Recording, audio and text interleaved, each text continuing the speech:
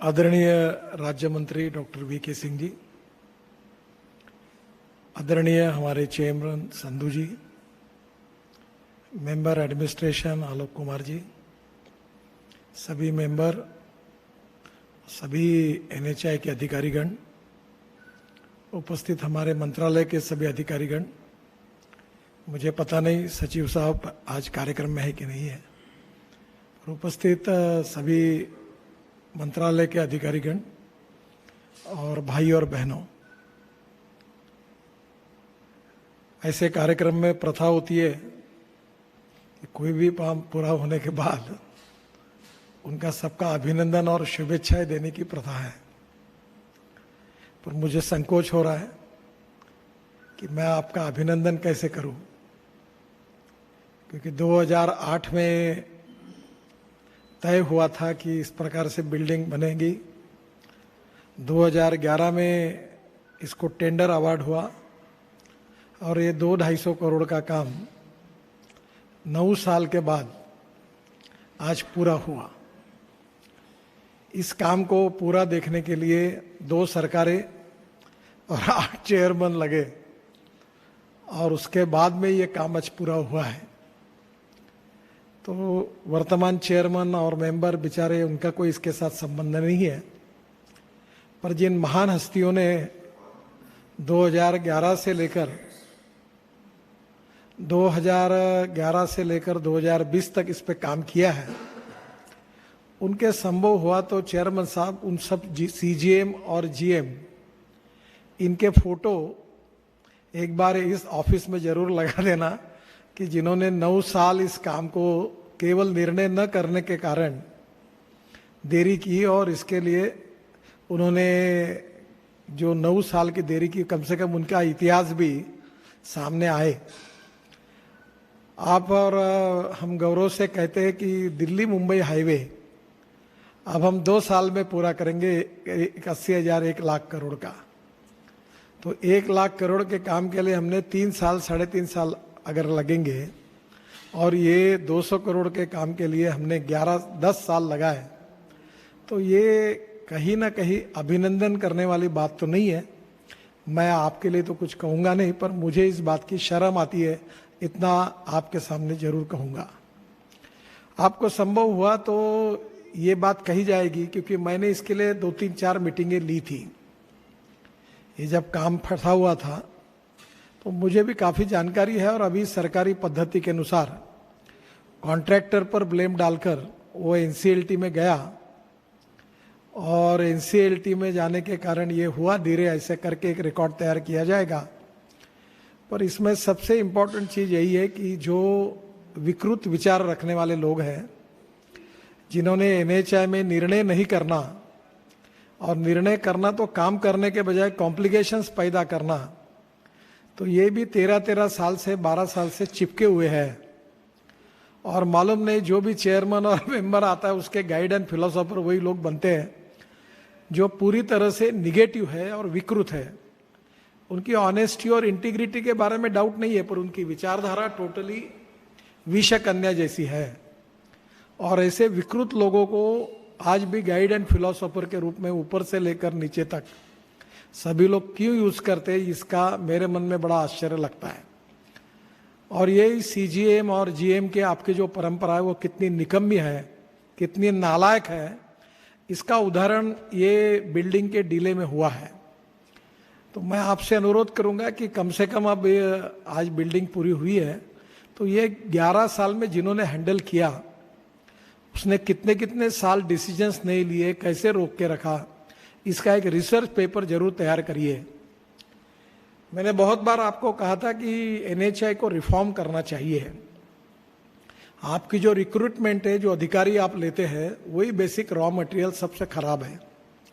आपको जो fresh IIT के अच्छे अच्छे इंजीनियर्स आते हैं उनको हम रख नहीं पाते, वो चले जाते हैं और प्राइवेट सेक्टर में बड़े बड़े पोस्ट पर चला जाता है।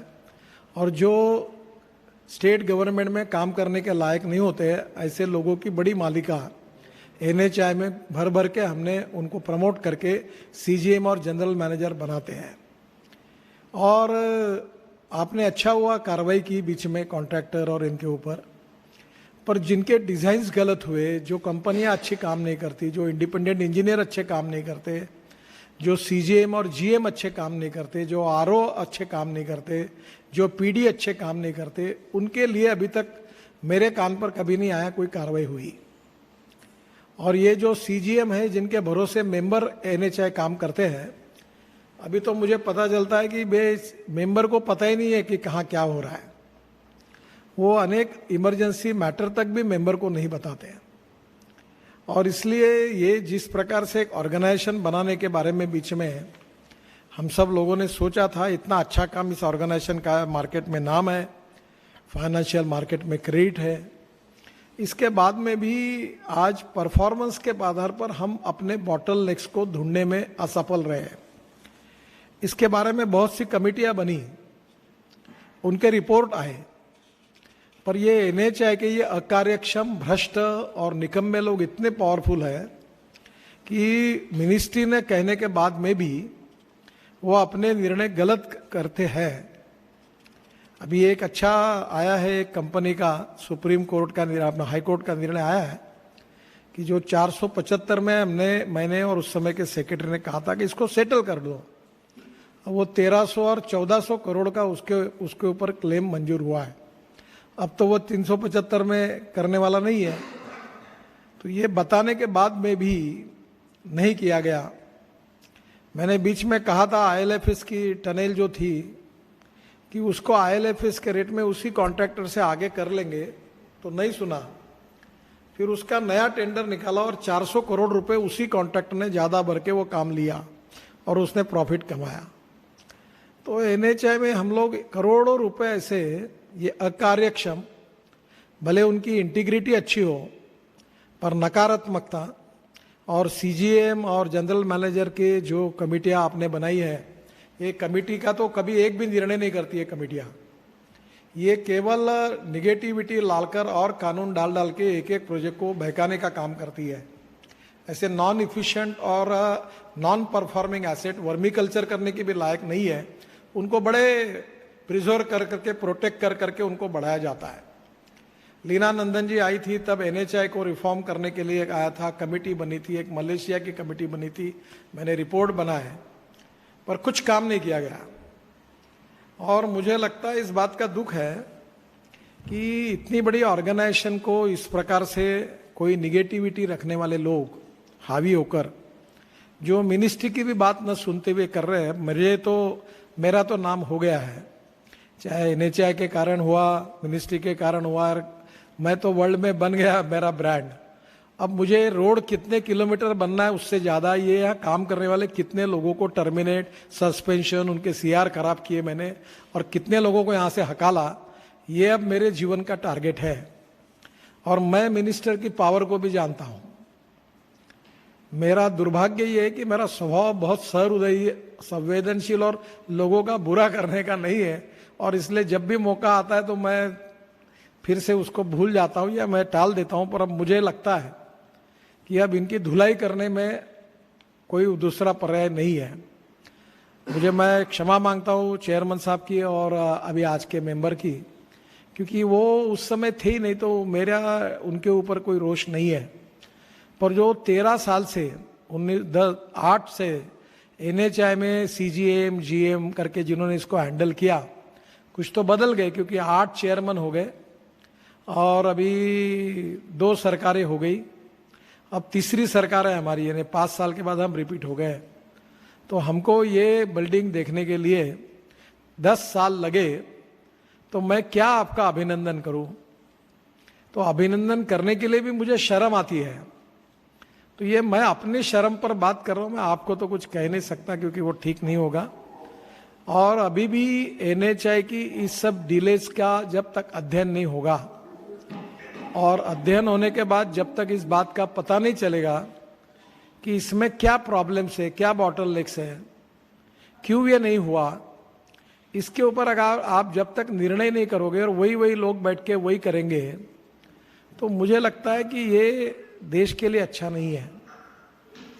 हम लोग एक बहुत अच्छी ऑर्गेनाइजेशन है और हमारे ऑर्गेनाइजेशन में गधे और घोड़े बराबर हम लोग ट्रीट करते हैं, हमें भी देखना होगा कि हमारे काम के घोड़े कौन से हैं और गधे कौन से हैं। जो काम के नहीं है उनको दूसरे डिपार्टमेंट में जाने दो। सरकार में ऐसे लोगों को आखिरी तक प्रमोशन भी मिलता है और हमारे जैसे उदार लोग उनको 10 में से 9, 10-10 मार्क CAR देते हैं और वो जाएंगे जहां जाना है, जाने दो उनको। पर कम से कम अपने NHI को इससे सुधारो। 3-4 रिपोर्ट पड़े हुए हैं। लीलानंदन जी के समय मैंने कहा था, अभी भी मैं कहता हूँ, अभी मुझे मेरे भी प्राइवेट सेक्रेटरी IAS ऑफिसर है, तो अब मुझे उनको पूछते हुए शर्म आती है कि क्या हुआ। तो मुझे लगता है कि मैं ऐसे नॉन परफॉर्मिंग लोगों के साथ क्यों काफ़ी तीव्र भावना इस समय व्यक्त कर रहा हूँ। कोई बिल्डिंग तो अच्छी दिख रही है, आर्किटेक्ट कंसल्टेंट ने अच्छा किया, वो भी शायद बीच में बदले थे, मालूम नहीं क्या हुआ। और इसलिए मैं कभी बिल्डिंग देखने के लिए आऊँगा, बेचारों ने काम तो किया होगा, पर मेरा पूरा मत बना है कि 80% डुबाने का काम तो तुम्हारे CGM और GM ने किया है। और मुझे ये भी पता है कि जब रिपोर्ट मांगेंगे तो कंसल्टेंट के नाम पर और कॉन्ट्रैक्टर के नाम पर और वो NCLT गया करके, तो वो NCLT तुम्हारे कारण ही गया। तो ये इस प्रकार के जो लोग नॉन परफॉर्मिंग, डिसीजन न करने वाले, टोटल निगेटिव, और ये कमेटियां बना कर कोई निर्णय नहीं करना और डिले करना, इस प्रकार से जो बैठी हुई सिस्टम है इसको आप डिमोलिश करो। और NHI के प्रति सरकार ने, अपने मिनिस्ट्री ने काफ़ी रिफॉर्म स्वीकार किए है। लीलानंदन जी को बताया था, वो रिपोर्ट दे के भी मुझे गई है और उसके बाद भी वो रिपोर्ट को इम्प्लीमेंटेशन करने के बारे में कोई इनिशिएटिव नहीं लिया गया। और अभी एक की बातें जो आती है अभी धीरे धीरे ध्यान में, तो एक एक बातों में बहुत सी गड़बड़ियाँ भी होती है। मैं ग्रास रूट पर काम करने वाला हूँ, इसलिए मुझे क्या नीचे में होता है ग्रास रूट पर इसकी काफ़ी जानकारियाँ रहती है। और इसलिए transparent, time bound, result oriented, qualitative और करप्शन फ्री स्मार्ट ऑर्गेनाइजेशन, जिसकी टोटल सिस्टम कंप्यूटराइज हो, गवर्नेंस हो। अभी भी कोई भी काम के लिए किसी भी मेंबर को फोन करो तो वो बोलता है मैं देख के बताता हूँ। अब मैं मिनिस्टर होने के बाद अगर कोई MP मुझे मिलता है तो रोड की बात करता है तो मैं विदाउट रेफरेंस उसको बोलता हूँ यहाँ ये प्रॉब्लम था। तो कम से कम मुझे इतनी जानकारी हुई है तो मेंबर को क्यों नहीं होती है, मुझे आश्चर्य लगता है। इसका कारण उसका रिव्यू नहीं होता होगा। तो मुझे अभी ये भी संकोच होता है कि आदरणीय राज्य मंत्री VK सिंह जी ने मेरा यशस्वी मंत्री करके उल्लेख किया। अब ये अगर बात बाहर जाती है, और मैं तो चाहता हूँ जानी चाहिए, मुझे भी एक्सपोज होना चाहिए, करना चाहिए मीडिया ने, और आपको भी पूरी तरह से उतारना चाहिए, और ताकि ये पूरा चौराही पर आ जाए, चौक पर, ताकि जो सच का सच और झूठ का झूठ, दूध का दूध और पानी का पानी हो जाए। और जिसको खाना है वो गालियां खाए लोगों की, जनता की, क्योंकि ये जनता की प्रॉपर्टी है। अब संवेदनशीलता कुछ होगी तो मेरी बातों का कुछ तो भी समझ में आता होगा। तो जो लोग सुधरेंगे, तो नहीं सुधरते उनको आप रास्ता क्यों नहीं बताते, यही तो मेरा प्रॉब्लम है। और इसलिए मैं वर्तमान चेयरमैन को इस बात के लिए अभिनंदन करूंगा, धन्यवाद दूंगा कि उन्होंने 8वें वो भाग्यवान चेयरमैन है कि उन्होंने कम से कम इस काम को पूरा किया है।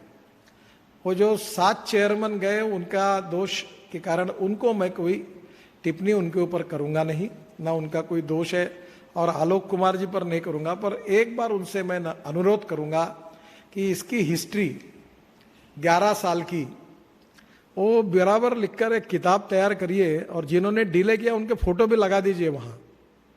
जिन्होंने निर्णय नहीं किए, डिले किया, इतने दिन नकारात्मकता रखी, उनके रखिए, ताकि ये भी एक केस स्टडी करके जनता की अदालत में जाए। क्योंकि आखिर हम सब लोग, मालिक हमारी जनता है, वी आर द ट्रस्टीज। और इसलिए इस प्रकार के काम करके, और कॉस्ट कितनी बड़ी होगी मालूम नहीं, पर 50-60 करोड़ का तो चूना पक्का लगाया होगा। क्योंकि जब एस्केलेशन होगा, डिले होगा, तो उसके क्लेम्स आएंगे कॉन्ट्रैक्टर के, और फिर वो क्लेम्स आकर फिर वो सुप्रीम कोर्ट तक जाएगा, और फिर वो क्लेम्स भी आप देंगे। और बाकी ये जो जनरल मैनेजर और CM, इनके प्रमोशन बराबर होते रहेंगे, इनके CR अच्छे रहेंगे और ये प्रमोट होंगे, और यही फिर हमारे छाती पर CGM प्रमोट होके मेंबर करके भी अप्लाई करेंगे और हमारे छाती पर फिर आएंगे, और ऐसे नॉन परफॉर्मिंग एसेट को हमको मेंबर बनाएंगे और फिर और सत्यानाश करेंगे हमारा। तो ये विष कन्या जैसे लोग घुसे हुए हैं, इनको कुछ ना कुछ करके, कुछ तो भी परफॉर्मेंस ओरिएंटेड NHI को बनाने में आप जरूर निर्णय करिए, आपके लिए मिनिस्ट्री की तरफ से पूरा सपोर्ट है।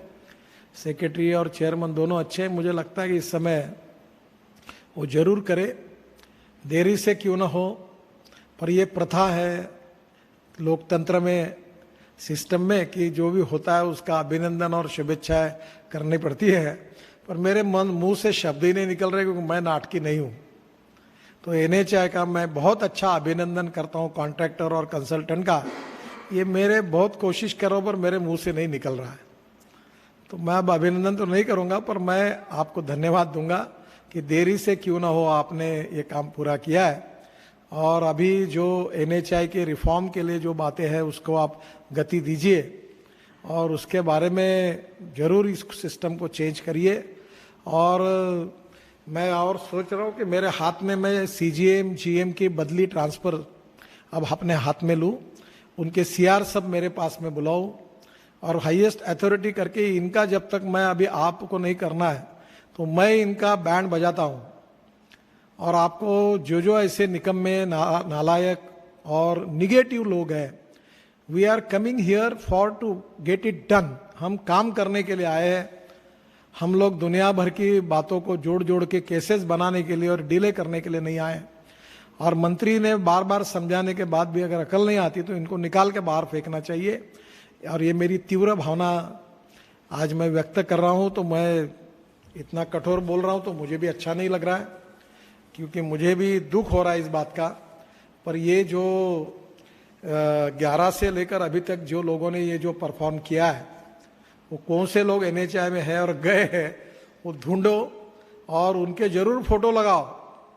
जैसे अच्छे लोगों की केस स्टडी होती है तो जो कार्यक्रम करते हैं अशोका होटल में, अच्छा कॉन्ट्रैक्टर, अच्छा मेंटेनेंस, तो ये भी 11 साल तक जो उन्होंने रुकवाया, ये CGM को बुलाओ और इनको गांधीवादी गांधीगिरी करने के लिए इनको भी एक पुष्पगुच्छ दो कि इन्होंने 11 साल रोका, 3-3 साल कमेटियां बनी, निर्णय नहीं किए और ऐसे निकम्मे हैं, इनका भी हम सत्कार कर रहे हैं कि इनको फोटो छपवाओ और NHAI में भी लगा दो। वो ये बिल्कुल लगना चाहिए, क्योंकि ये लोगों को समझना चाहिए कि ये ऐसे कौन लोग हैं निकम्मे जो बैठे हुए हैं। मुझे मालूम नहीं कितने लोग रिटायर्ड हो गए, कितने ट्रांसफ़र हो गए। रिटायर्ड हो गए वो तो फ्री हो गए, ट्रांसफ़र हो गए वो चले गए। तो मुझे लगता है कि अब आगे चलकर भी हमारे काम में सुधार करने में एक जिम्मेदारी है आप सबकी। और इस प्रकार का NHAI एक transparent, time bound, result oriented होगा। मैं तो बहुत कुछ कोशिश कर रहा था पर अच्छे भाव से तो कुछ होता नहीं, क्योंकि निर्णय नहीं होते। तो अब तो मैं भी समझने लगा हूँ कि कुछ तो ठोक पीट करने के बिना नहीं होता। इसलिए मेरी भावना काफ़ी कड़क शब्दों में मैंने व्यक्त की है। मैं नए चेयरमैन को और मेंबर को धन्यवाद देता हूँ, क्योंकि अब बिल्डिंग पूरी हुई, कम से कम 10 साल के बाद तो भी हुई है। और मैं पूरी मेरे को शर्म है, इसलिए मैं अपनी शर्म को कायम रखते हुए आपको धन्यवाद देता हूँ। और मेरी बात जरूर लोगों तक जाए, NHAI के ऑफिसर्स तक जाए, PD और RO तक भेजे, लगे तो इसके वीडियो निकाल कर भेजे। और सोशल मीडिया में गई तो अड़चन नहीं, अखबार में उल्टा छप के आएगा तो फर्क नहीं पड़ता, पर जरूर इस बात को समझने की कोशिश करिए। यही आपको कहते हुए फिर से एक बार धन्यवाद, नमस्कार।